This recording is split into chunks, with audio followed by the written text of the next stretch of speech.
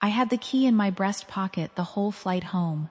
8,000 miles, 2 layovers, and I touched it at every red light on the last drive to the coast, because in a few minutes I was going to put it in my mother's hand and watch her close her eyes at the sound of the ocean. Then I made the last turn onto the gravel.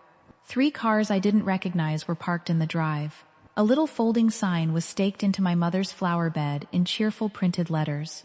And the porch hook where my father had hung brass wind chimes for their 50th anniversary was bare. Just an empty hook, swinging in the wind. My mother was on the porch, 72 years old, crying with her hand pressed over her mouth. My father sat on the steps below her, shaking, 2 packed suitcases between his feet. And before I could even say their names, a woman I'd married into pointed at my mom and screamed it, loud enough for the strangers by the railing to hear. "This is our house. Get out." I spent 10 years saving for that house. The deed had one name on it, and it wasn't hers. My parents married in 1975 with $40 and a borrowed truck. My father, Walt, fixed other men's tractors in a gravel lot outside Roseburg, Oregon. My mother, Joan, polished other people's furniture for cash. And my whole childhood smelled like the lemon oil she rubbed into strangers' good tables. We never had a bad year and a good year. We had lean years and leaner ones. When I was 9, we drove to the coast just once. My mother stood at a railing and closed her eyes at the sound of the water, and she said, "Wouldn't that be something? To fall asleep to that." I never forgot it. I carried that one sentence for almost 30 years. I'm Serena. I went to college on an ROTC scholarship because it was the only door that opened, and I kept it open. Logistics officer, then captain, then major. I learned to move fuel and food and people across a desert without ever losing my temper. And I saved like the paycheck might disappear any minute. Deployment pay, a small inheritance, every bonus, 10 years of it. Last spring, from a folding desk on a base overseas, I closed on a big weathered house on a bluff in Harlan Cove. $425,000, deed in my name alone. A porch that faced the Pacific and a kitchen big enough for my mother to fill with lemon oil. I'd never set foot inside the place I bought. The plan was simple, and I'd carried it for a year. Drive my parents up for their 50th, put the key in my mother's hand, watch her close her eyes. Here's what I didn't account for. My husband, Kyle, had offered to handle the house while I finished my tour. Get it cleaned, the porch sealed, ready for the party. It was the one helpful thing he'd offered in years, and I was grateful. And his mother, Brenda, 62, recently between leases, needed a place to land just for a little while. I said yes from across an ocean without thinking hard enough.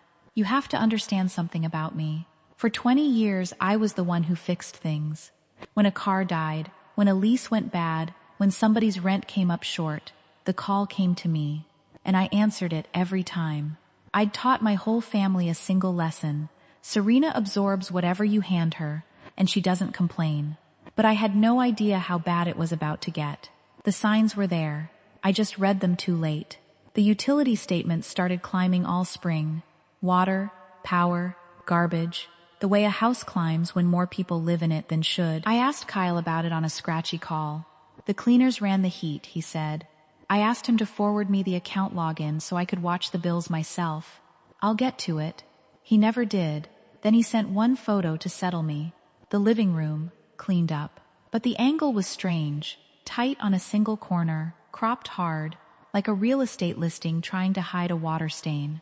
I stared at that photo longer than a clean room deserves. And one question wouldn't leave me alone. What were they keeping out of the frame? I found out on the porch, 8 weeks later, with my duffel still on my shoulder, when Brenda screamed, "Get out," at my mother. Every cell in my body wanted to put her through the railing. Instead, and I want you to understand what 20 years of training does to a person, I set my duffel down on the boards, slow, and I let the silence do the first part of the work. The 2 strangers by the rail looked at me. The uniform does that. Brenda half turned, irritated, expecting one more person to manage. Then she actually saw my face, and the wine glass dipped in her hand. Serena, just my name, like a door clicking shut behind her. She didn't know yet whose name was on the paper that mattered. She didn't know the woman she'd just screamed at was my mother. I stepped past her and pushed open the screen door of the house I'd bought, and never seen. There were little brass numbers screwed into the bedroom doors down the hall. 1, 2, 3. Like a motel. My mother's future kitchen had a folding table by the window with a guest book, a basket of single-serve coffee pods, and a laminated stand that read, "Check-in 3 a lac." The whole place smelled wrong. Not like a home, like the chemical lemon of a rental cleaning service laid over bleach. The smell strangers leave so the next strangers won't notice the last ones. My mother's lemon oil smells like care. This smelled like a cover-up. Kyle was standing in the front room. The second he saw me, his whole face came apart. "Serena, honey, you're early," he said. His voice came out small. His brother Dustin walked in from the hall, carrying folded towels stacked on his forearm like a bellhop. Saw me, saw the uniform. Stopped so fast a towel slid off the top. I looked at the numbers on the doors. I looked at the check-in sign. I looked at my husband, holding nothing, explaining nothing. "You're running it like a hotel." It wasn't a question. The look that passed between Kyle and Dustin answered the only question I had left, whether my husband was a bystander to this or a partner in it. I had my answer. I just didn't say so yet. Everyone braced for me to blow. That's the thing about people who yell. They only know how to defend against more yelling. So I didn't give them any. I turned around, walked back to the porch, and crouched in front of my father. "Dad, we're getting a clean room with 2 good beds, and you're going to sleep tonight." That night, I made a decision that would change everything. I drove my parents 15 minutes up the highway to a real motel, one with a license on the wall, and got them a room facing the water. My mother kept saying she didn't understand. They'd come to move in, like we planned. And Brenda had simply told them there'd been a change. "There's been a change," I told her. Mine. Over coffee the next morning, she finally told me the whole thing. Slow, looking down at the cup. They'd driven up on June 3rd, the truck loaded with the few good things they owned. Dustin met them in the driveway, friendly as anything, and said there'd been a little scheduling overlap. Would they mind taking the cottage out back, just for the busy season? My parents, who have never in their lives wanted to be a bother to anyone, said, "Of course." No one ever moved them back. Brenda told my mother not to use the big kitchen, because it might confuse the guests. My mother, who polished other people's tables her whole life and finally had a table of her own coming, told to stay out of the kitchen so paying strangers wouldn't be confused. And my father, he'd hung those brass wind chimes on the porch hook himself because the sound reminded my mother of the water. The 3rd day, Dustin told him a guest had complained about the noise. So my father, 74 years old, who has never asked anyone for anything, climbed up on a kitchen chair with his shaking hands, took the chimes down, wrapped them in a dish towel, and put them away, so as not to be a bother. In the house his daughter bought him. Then he looked at me across that little motel table and said it. "I'm sorry, Bug. I didn't want to make trouble for you." That was the moment it stopped being grief. That's when it went cold. And clean. And useful. I sat alone that night under the buzzing parking lot light with a legal pad on my knee. And I did the only thing I know how to do when something's broken on a scale too big to lift alone. I made a list. Who's living in my house? Since when? Who put the listing up? Who's holding the money? Because there was a money question, and it wouldn't let go of me. Thousands of dollars a week were moving through that house, and that same spring, Kyle had texted me twice asking if I could float a little extra. Float extra. While the place printed cash off my parents' bedroom. The math didn't close. The money was coming in like a tide and going out somewhere I couldn't see. And I realized then, no one was coming to save them. I was going to have to do it myself. Paula Renner kept an office above a bait shop in Newport. Real estate and landlord-tenant law, gray bob, reading glasses on a chain. I laid the deed on her desk first. My name, only my name. She gave me the bad news the way good lawyers do, leading with the wall I was going to hit. In Oregon, once someone's been living in a place, you can't change the locks and put their things on the lawn. That's a self-help eviction, and it's illegal here. Do it, and you can end up owing. The floor tilted. The deed had my name on it, and it still wasn't enough to open my own front door. "You don't kick the door," she said. "You go through the court. You serve proper notice. You file. You let a judge sign the order. It's slower than you want. It's also bulletproof if you do every step clean." Then she leaned forward, and something in her eyes sharpened. "Now, you said they're renting rooms on a booking site. That's a different animal. Out here, a short-term rental needs a county permit and owes a lodging tax. If they've got neither, you don't just have a family fight. You've got leverage. I'd walked in, braced for a brawl I'd have to win with my hands. I walked out with something better, a process. That night I found the listing in 4 minutes. Harlan Cove Beachfront Retreat. Sleeps 8.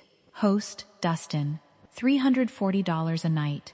The cover photo was the master bedroom, the one I'd picked for my parents, the one I'd imagined my mother waking up in, staged with white hotel linens. And near the bottom, one photo of the cottage out back, captioned, "Owner's Quarters, Private. Please do not disturb." The cottage was where they'd put my parents. They'd taken the room with the ocean and sold it by the night, and folded my father into a storage shed so guests wouldn't bother the help. I didn't sneak a single thing. It was all public, advertised for the whole world to rent. I screenshotted every photo, the URL, the price. The booking calendar stacked up green through the month. Week by week, Paula and I built it like a campaign.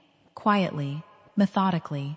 The deed, the listing, the calendar, the climbing utility bills, and the laminated card I found later on the kitchen counter.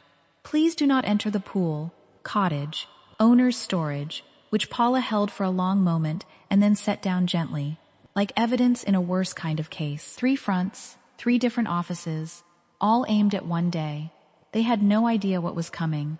The day I aimed everything at was my parents' 50th anniversary. That Saturday, the reason I'd flown home in the first place.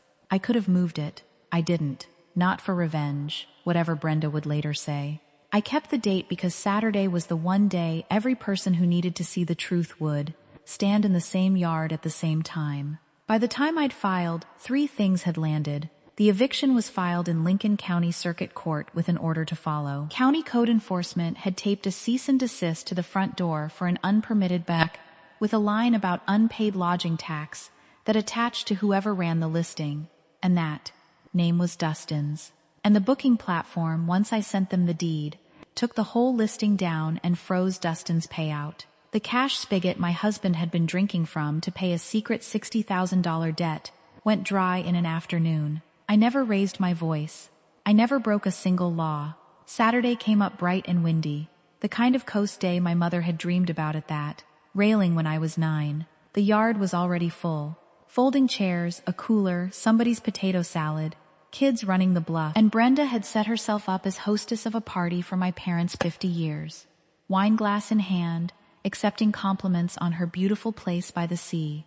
The county notice taped to the door 6 feet behind her, which she'd apparently decided to ignore into non-existence. I walked up the gravel in my uniform, unhurried, and felt the yard go quiet around my boots. I went straight to my mother, kissed her cheek, and stood beside her. Then I poured a cup of water, and I waited. Brenda couldn't stand the quiet.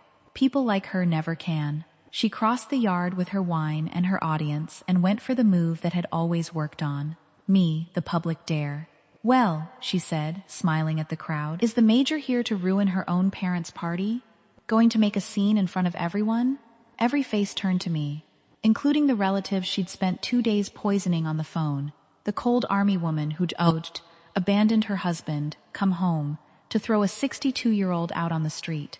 I set my cup down. I reached into the folder under my arm, and one at a time, I laid the documents flat on the table where the potato salad was, so anyone could lean in and read. The deed, with my name and only my name. The court filing, stamped by the county.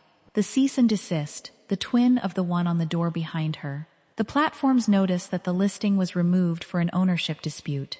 I didn't slap them down. I placed them like cards. Then I looked at her, with her dare still hanging in the air, and I said it the way I'd said it to 100 panicking soldiers. Low, level, almost kind. "I'm not going to make a scene, Brenda. I don't need to. A beat. I'm calm. That should worry you." And then the yard went completely silent. You could hear the wind come off the water and move the bare hook where the chimes used to hang. Brenda's eyes dropped to the papers, and for the first time in that whole long month, she actually read the name on the deed. Her smile didn't fall all at once. It slid. "This is my family's house," she shouted, wine sloshing. "We made it work. We put in the effort." I let her run down, because a yard full of people watching a calm woman next to a shouting one writes its own verdict. Then I put one finger on the deed and turned it so the nearest relatives could see. There's one name on the title to this house. It isn't Voss. It's mine. I bought it for my mother and father with 10 years of my pay. I gave her back her own porch line, except mine was true. You're right that someone's leaving today, Brenda. Read the name on the deed, then get out by 5. From the edge of the crowd, Paula introduced herself as my attorney and confirmed the legal shape of it. Then Carol, a school teacher from Boise who'd paid $2,000 to stay that week and figured out from the public records that none of it was Dustin, to rent, stood up from the porch steps and said it clear. We had no idea this wasn't his house. The deed on the table, the lawyer, the witness, the notice on the door, Dustin gray-faced in the corner, holding a phone full of nothing but cancellation emails. There was no version of the story left for Brenda to tell. She played her last card. You were never one of us, the line that had cut me before. But the whole truth had just come out of a manila folder, and it landed in dead air. You're right, I said. I'm not one of you. A pause, and I let it go gentle, because gentle was sharper here. I'm the one who owns the door. They were gone before 5. Dustin first. He did the math on the tax stacking up under his name.